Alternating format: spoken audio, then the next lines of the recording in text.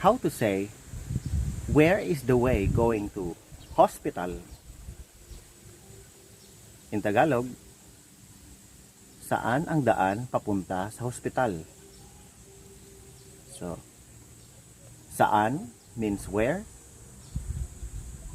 Ang daan means the way. Ang, the, daan, way. Saan ang daan papunta means going to hospital.